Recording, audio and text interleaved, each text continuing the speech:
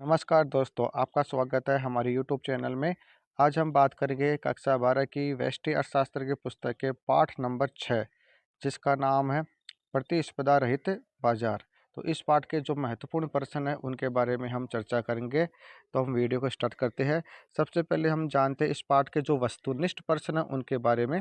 तो पहला प्रश्न दे रखा है, जिस बाजार संरचना में केवल एकल विक्रेता होते हैं उसे कहते हैं। तो इसका आंसर होगा एकाधिकार। दूसरा दे रखा है, जिस बाजार में क्रेताओं और विक्रेताओं की संख्या बहुत अधिक होती है उस बाजार को किस श्रेणी में रखा जाता है। तो इसका आंसर होगा पूर्ण प्रतियोगिता बाजार या पूर्ण एकाधिकार बाजार। तीसरा सवाल है कि एकाधिकारी प्रतियोगिता का विचार प्रस्तुत करने वाले अर्थशास्त्री है। तो इसका आंसर आएगा श्रीमती जॉन रॉबिन्सन। चौथा सवाल है कि किस बाजार में फर्म का स्वतंत्र प्रवेश तथा बहिर्गमन होती है। तो इसका आंसर आएगा पूर्ण प्रतियोगिता बाजार में। पांचवा सवाल है कि पूर्ण प्रतिस्पर्धी बाजार में कीमत तथा औसत संप्राप्ति में संबंध होता है। तो इसका आंसर होगा P बराबर AR। छठवां सवाल है, जहां पर कुल संप्राप्ति अधिकतम होती है वहां पर सीमांत संप्राप्ति होती है। तो इसका आंसर आएगा 0। सातवां सवाल है कि अनुकूलतम फर्म का लाभ उसी समय अधिकतम होता है जब सीमांत, इसका आंसर आएगा सीमांत लागत सीमांत संप्राप्ति के बराबर होती है। आठवां सवाल है कि एकाधिकार की निम्न में से कौन सी विशेषताएं है। तो चार ऑप्शन दे रखे हैं। पहला है फर्म कीमत निर्धारक होती है। एक विक्रेता किंतु कई क्रेता। कीमत विभेद की संभावना और उपरोक्त सभी। तो इसका आंसर आएगा उपरोक्त सभी। नवा सवाल है कि एकाधिकारी अवस्था में किसी वस्तु का उत्पादक होता है। तो इसका आंसर आएगा सिर्फ एक। 10वां सवाल है कि एकाधिकार में एक फर्म दीर्घकाल में प्राप्त करती है। तो इसका आंसर आएगा लाभ, यानी अति सामान्य लाभ प्राप्त करती है या अति सामान्य लाभ। 11वां सवाल है कि एकाधिकार बाजार में मांग वक्र होता है। तो इसका आंसर आएगा ऋणात्मक ढाल वाला वक्र। 12वां है, बाजार की किस अवस्था में मूल्य विभेद पाया जाता है। तो इसका आंसर होगा एकाधिकार। 13वां सवाल है, जब सीमांत संप्राप्ति धनात्मक होती है तो मांग की कीमत लोच होती है। तो इसका आंसर आएगा इकाई से अधिक। 14वां सवाल है कि एकाधिकारी मूल्य विभेद की महत्वपूर्ण शर्त है। पहली दे रखी है बाजारों को पृथक होना, मांग की लोच में भिन्नता, क्रय शक्ति में भिन्नता और उपरोक्त सभी। तो इसका आंसर आएगा उपरोक्त सभी। तो हमने वस्तुनिष्ठ प्रश्नों की बात कर ली। अब हम बात करते हैं रिक्त स्थान वाले प्रश्नों के बारे में। तो पहला सवाल दे रखा है, जिस बाजार संरचना में केवल एक विक्रेता होते हैं रिक्त स्थान कहते हैं। तो रिक्त स्थान में आंसर आएगा एकाधिकार। दूसरा सवाल है कि रिक्त स्थान में एकाधिकारी प्रतिस्पर्धा असजातीय का, कारण वस्तु के कारण उत्पन्न होती है। तो इसका आंसर होगा एकाधिकार में वस्तु बाजार। तीसरा सवाल है कि रिक्त स्थान अपूर्ण प्रतियोगिता में पाया जाता है। तो इसमें आंसर आएगा वस्तु विभेद। चौथा है, अपूर्ण प्रतियोगिता बाजार में औसत संप्राप्ति वक्र का ढाल रिक्त स्थान होता है। तो इसमें आंसर आएगा ऋणात्मक। पांचवा है, एकाधिकार के अंतर्गत बाजार मांग वक्र रिक्त स्थान वक्र के समान होता है। तो इसका आंसर आएगा औसत संप्राप्ति। छठवां सवाल है कि एकाधिकार के अंतर्गत बाजार मांग वक्र रिक्त स्थान वक्र के समान होता है। तो औसत संप्राप्ति वक्र। और सातवां सवाल है कि दीर्घकाल में एक एकाधिकारी फर्म रिक्त स्थान लाभ कमाती है। तो इसमें आंसर आएगा असामान्य लाभ या अधिसामान्य लाभ। तो इस प्रकार हमने इस पाठ के वस्तुनिष्ठ और रिक्त स्थान वाले प्रश्नों के बारे में जाना है। अब हम बात करते हैं इस पाठ के जो लघुतरात्मक महत्वपूर्ण प्रश्न हैं उनके बारे में। पहला सवाल दे रखा है कि अल्पाधिकार बाजार की किन्हीं दो विशेषताओं का उल्लेख कीजिए। तो इसका आंसर आएगा, पहली विशेषता है कि अल्पाधिकार बाजार में विक्रेताओं की संख्या बहुत कम या अल्प होती है। दूसरा है अल्पाधिकारी लगभग एक रूप या विभेदित वस्तु का उत्पादन करते हैं। तीसरा है इसमें फर्मों के प्रवेश और बहिर्गमन कठिन होता है लेकिन असंभव नहीं होता। और चौथा है अल्पाधिकार में एक फर्म का वस्तु कीमत पर सीमित नियंत्रण होता है। दूसरा सवाल है कि वस्तु भेद से क्या आशय है। तो इसका आंसर है कि वस्तु विभेद से आशय है कि एक फर्म की वस्तु दूसरी फर्म द्वारा उत्पादित वस्तु से अलग होती है किंतु ये दोनों एकदम भिन्न न होकर निकट स्थानापन्न वस्तुएं होती है। जैसे उदाहरण दे रखा है साबुन, लक्स, हमाम, लाइफबॉय, पियर्स, निरमा आदि। Toothpaste, Neem, Babool, Cibaca, Colgate, Pepsodent आदि। साइकिल, एटलस, हरकुलस, A1 स्टन। तो ये वस्तुएं एक दूसरे से भिन्न तो होते हुए भी आपस में काफ़ी मिलती जुलती है। तीसरा सवाल है कि औसत संप्राप्ति और सीमांत संप्राप्ति में अंतर स्पष्ट कीजिए। तो इसका आंसर होगा कुल संप्राप्ति में बाजार में बेची गई मात्रा का भाग देकर औसत संप्राप्ति ज्ञात की जाती है और जबकि सीमांत संप्राप्ति एक अतिरिक्त इकाई की बिक्री से कुल संप्राप्ति में होने वाला परिवर्तन है। चौथा सवाल है कि एक पूर्ण प्रतिस्पर्धा बाजार संरचना है तो कौन सी शर्तें पूरी होनी चाहिए। तो इसका आंसर होगा जहां फर्म और वस्तु के उपभोक्ताओं की बड़ी संख्या विद्यमान होती है। दूसरा है वस्तु का उत्पादन करने या उसे बंद कर रोक देने के लिए कोई फर्में स्वतंत्र होती है। तीसरा है किसी उद्योग में प्रत्येक फर्म के द्वारा उत्पादित निर्गत तथा अन्य फर्म के द्वारा उत्पादित निर्गत में कोई अंतर नहीं होता। और चौथा है उपभोक्ता और फर्म दोनों को निर्गत, आगत तथा उनकी कीमतों की पूर्ण जानकारी होती है। पांचवा है कि एकाधिकार बाजार की दो प्रमुख विशेषताएं बताइए। तो इसका आंसर होगा कि वस्तु का अकेला विक्रेता या उत्पादक होता है और दूसरा है बाजार में वस्तु का कोई निकट स्थानापन्न नहीं होता। छठवां सवाल है कि पेटेंट अधिकार से आप क्या समझते हैं। तो इसका आंसर होगा जब किसी एक फर्म या एक उत्पादक को यह सरकारी मान्यता मिल जाती है कि उसके अलावा अन्य कोई फर्म भी उस वस्तु का उत्पादन या उस तकनीकी का प्रयोग नहीं करेगी जिसका विकास या आविष्कार उस फर्म ने किया है तो उसे पेटेंट अधिकार कहते हैं। यह फर्मों को आविष्कार या विकास के कार्य करते रहने को प्रोत्साहित करने के लिए तथा जोखिम की पूर्ति के लिए दिया जाता है। सातवां है कि मूल्य विभेद की दो आवश्यक शर्तें लिखिए। तो इसका पहली शर्त है कि बाजार में पूर्ण प्रतियोगिता विद्यमान ना हो और दूसरा है विभिन्न ग्राहकों या क्रेताओं या विभिन्न बाजारों के बीच संपर्क का अभाव हो। आठवां सवाल है कि जब मांग वक्र लोचदार होता है सीमांत संप्राप्ति का मूल्य क्या होगा। तो इसका आंसर होगा कि मांग वक्र लोचदार उस समय कहा जाता है जब कीमत की लोच इकाई से अधिक होती है और कीमत की लोच इकाई से अधिक होती है तो उस समय सीमांत संप्राप्ति का मूल्य धनात्मक होता है। नवा सवाल है सारणी का कि बेची गई मात्रा, कीमत और कुल संप्राप्ति के आधार पर औसत संप्राप्ति तथा सीमांत संप्राप्ति की गणना करनी है यानी AR तथा MR निकालनी है। तो बेची गई मात्रा है 1-2, कीमत है 9-8 और कुल संप्राप्ति है 9 और 16। तो इसके आधार पर हम औसत संप्राप्ति और सीमांत संप्राप्ति निकालेंगे। तो औसत संप्राप्ति होगी 9 और 8 और सीमांत संप्राप्ति होगी पहली इकाई पे कुछ नहीं और दूसरी इकाई पे 7 होगी।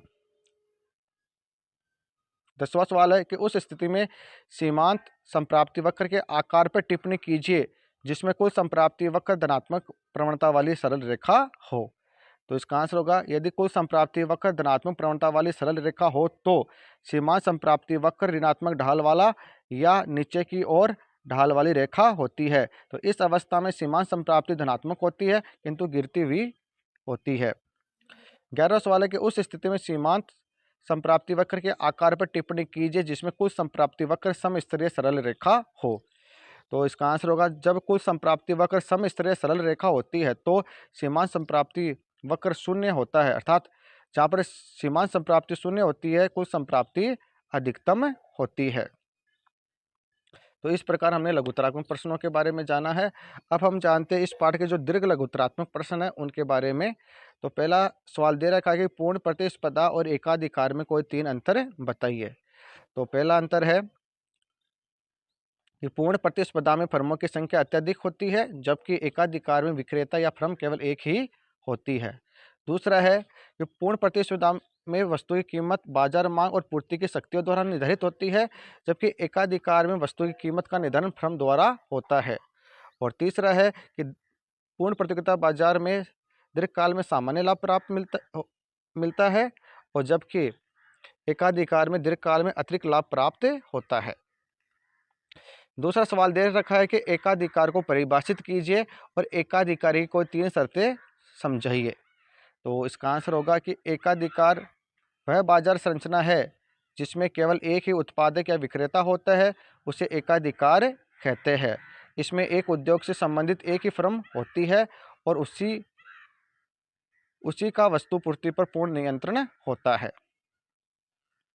अब है एकाधिकारी की शर्तें। पहली है, एकाधिकारी किसी भी वस्तु का एकमात्र उत्पादक या विक्रेता होना चाहिए। दूसरी शर्त है कि एकाधिकारी का एक फर्म या उद्योग के रूप में पूर्ति या कीमत पर पूर्ण नियंत्रण होना चाहिए। वह मनचाहे ढंग से पूर्ति या कीमत में परिवर्तन करने में समर्थ होना चाहिए।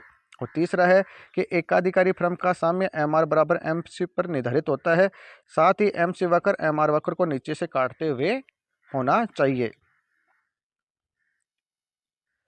तीसरा सवाल है कि एक एकाधिकारी फर्म के संबंध में सीमांत संप्राप्ति तथा मांग की कीमत लोच में क्या संबंध है, स्पष्ट कीजिए। तो इसके बारे में जानते हैं आंसर कि जब कुल संप्राप्ति बढ़ती है तो सीमांत संप्राप्ति मूल्य धनात्मक होता है, तब मांग की कीमत लोच इकाई से अधिक होती है। जब सीमांत संप्राप्ति का मूल्य ऋणात्मक होता है तो मांग की कीमत लोच इकाई से कम होती है, और जब सीमांत संप्राप्ति का मूल्य शून्य होता है तो उस स्थिति में मांग की लोच इकाई के बराबर होती है। चौथा सवाल है कि औसत और सीमांत संप्राप्ति के पदों में एकाधिकारी का संतुलन रेखा चित्र द्वारा स्पष्ट कीजिए, या एकाधिकारी की स्थिति में अल्पकालीन संतुलन मूल्य की व्याख्या कीजिए। तो इसका आंसर होगा कि एकाधिकार की स्थिति में संतुलन मूल्य उस बिंदु पर होता है जिस पर सीमांत लागत और सीमांत संप्राप्ति दोनों बराबर होती है तथा एम सी वक्र एम आर वक्र को नीचे से काटता है। तो यहाँ पर एम सी वक्र एम आर वक्र संतुलित मात्रा ओ क्यू हो जाएगी और कीमत ओपी हो जाएगी। पांचवा सवाल है कि एकाधिकारी प्रतिस्पर्धा में किसी फर्म का मांग वक्र की प्रवणता ऋणात्मक क्यों होती है, व्याख्या कीजिए। तो इसका आंसर होगा कि एकाधिकारी प्रतिस्पर्धा में बाजार में विभिन्न फर्में विभेदात्मक उत्पादन बेचती है, और इस बाजार में वस्तु की कीमत भी कुछ हद तक निर्गत की मात्रा को प्रभावित करती है। एकाधिकार बाजार में फर्म का ऋणात्मक मांग वक्र कीमत तथा मात्रा में ऋणात्मक संबंध को दर्शाता है। इस बाजार में कम कीमत पर लोग अधिक मात्रा का क्रय करते हैं तथा ऊंची कीमत पर लोग कम मात्रा का क्रय करते हैं। इस कारण मांग वक्र ऋणात्मक होता है। छठवां सवाल है कि बाजार से क्या आशय है, कितने प्रकार के होते हैं। तो केवल क्रय विक्रय करने वाले स्थान ही बाजार नहीं कहलाते, बल्कि वह संरचना भी बाजार कहलाती है जिसमें क्रेताओं और विक्रेताओं के मध्य निकट का संपर्क स्थापित होता है। एक अर्थव्यवस्था में प्रमुख रूप से निम्नलिखित बाजार पाए जाते हैं, जैसे पहला है पूर्ण प्रतियोगिता बाजार, एकाधिकार बाजार, एकाधिकारी प्रतियोगिता बाजार, अल्पाधिकार बाजार, द्वियाधिकार बाजार। सातवां सवाल है कि एकाधिकार किसे कहते हैं, एकाधिकारी की इन 3 विशेषताओं का वर्णन कीजिए। तो इसका आंसर होगा कि एकाधिकार से आशय वह बाजार संरचना जिसमें केवल एक ही उत्पादक या विक्रेता होता है, उसे एकाधिकार कहते हैं। इसमें एक उद्योग से संबंधित एक ही फर्म होती है और उसी का वस्तु की पूर्ति पर पूर्ण नियंत्रण होता है। अब इसकी विशेषताएं है। पहली विशेषता है एकमात्र विक्रेता। एकाधिकारी फर्म के अंतर्गत किसी भी वस्तु का एकमात्र उत्पादक या विक्रेता होता है। दूसरा है फर्म एवं उद्योग एक ही होते हैं। एकाधिकार एक ऐसे बाजार संरचना है जिसमें फर्म ही उद्योग है और उद्योग ही फर्म होती है, दोनों एक ही होते हैं। तीसरा है वस्तु की पूर्ति और कीमत पर पूर्ण नियंत्रण होता है। एक एकाधिकारी एक फर्म या उद्योग के रूप में पूर्ति तथा कीमत पर अपना पूर्ण नियंत्रण रखता है। वह मनचाहे ढंग से पूर्ति तथा कीमत का में परिवर्तन कर सकता है। चौथा है कोई निकट स्थानापन्न वस्तु न होना। तो एकाधिकारी फर्म द्वारा उत्पादित वस्तु का कोई निकट स्थानापन्न नहीं होता, अतः वस्तु की आरडी मांग की लोच शून्य होती है। तो इस प्रकार हमने एकाधिकार बाजार क्या होता है उसके बारे में जाना और इसकी विशेषताओं के बारे में जाना है। अगला सवाल है 8वां कि अपूर्ण प्रतियोगिता की किन्हीं 3 विशेषताएं लिखिए। तो पहली विशेषता है कि क्रेता और विक्रेता के मध्य स्वतंत्र प्रतिस्पर्धा का अभाव पाया जाता है। अतः विक्रेता वस्तु को प्रभावित कर सकता है। दूसरा है, क्रेता और विक्रेता को बाजार का पूर्ण ज्ञान नहीं होता, जिससे कीमत विभेद की स्थिति पैदा होती है। और तीसरा है, दीर्घकाल में वस्तु का मूल्य सीमांत संप्राप्ति के बराबर होता है। नौवां सवाल है कि पूर्ण प्रतिस्पर्धा की किन्हीं तीन विशेषताओं को बताइए, लिखिए। तो पहली विशेषता है इसकी पूर्ण प्रतियोगिता की, पूर्ण प्रतिस्पर्धा में वस्तुएं क्रेता और विक्रेताओं की संख्या बहुत अधिक होती है। दूसरा है, फर्मों का बाजार में स्वतंत्र प्रवेश और बहिर्गमन होता है। तीसरा है, एक उद्योग की सभी फर्में द्वारा उत्पादित सभी वस्तुएं समरूप होती है। और चौथा है, उपभोक्ता क्रेता और फर्म विक्रेता दोनों को निर्गत आगत और उसकी कीमतों की पूर्ण जानकारी होती है। 10वां है, एकाधिकारी प्रतियोगिता की किन्हीं तीन विशेषताओं को लिखिए। पहला है, उद्योग में फर्मों का निर्बाध प्रवेश और बहिर्गमन होता है। दूसरा है, फर्मों की संख्या अधिक होती है। और तीसरा है, वस्तु विभेद पाया जाता है। चौथी विशेषता की अलग अलग फर्मों द्वारा उत्पादित सदस्य वस्तुओं में प्रतिस्पर्धा पाई जाती है। और पांचवा, सभी फर्मों को अपनी वस्तु के उत्पादन पर एकाधिकार होता है। 11वां सवाल है कि अल्पाधिकार बाजार क्या है, अल्पाधिकार में फर्म कैसे व्यवहार करती है। ये बहुत अच्छा प्रश्न है, परीक्षा की दृष्टि से इम्पोर्टेंट है। और दूसरा है, यह इसके अथवा में तीन विभिन्न विधेय सूची बनाए जिसमें अल्पाधिकार फर्म व्यवहार कर सकती है। तो इसका आंसर जानते हैं कि बाजार की वह स्थिति जिसमें एक से अधिक विक्रेता होते हैं लेकिन विक्रेताओं की संख्या अत्यधिक कम होती है, उसे अल्पाधिकार कहते हैं। अल्पाधिकार की विशेष स्थिति जिसमें केवल दो विक्रेता होते हैं, उसे द्वितीय अधिकार कहते हैं। अल्पाधिकार फर्म जिसमें जिसमें व्यवहार कर सकती है, ऐसी निम्नलिखित तीन विधियां हैं। पहली, द्वितीय अधिकारी फर्म या विक्रेता आपस में साठ-गांठ कर यह निर्णय ले सकती है कि वे एक दूसरे से प्रतिस्पर्धा नहीं करेंगे और एक साथ दोनों फर्मों के लाभ अधिकतम स्तर तक ले जाने का प्रयत्न करेंगे। इस स्थिति में दोनों फर्म एकल अधिकारी के रूप में की तरह व्यवहार करेगी, जिसके पास वस्तु का उत्पादन करने के लिए दो अलग-अलग कारखाने होंगे।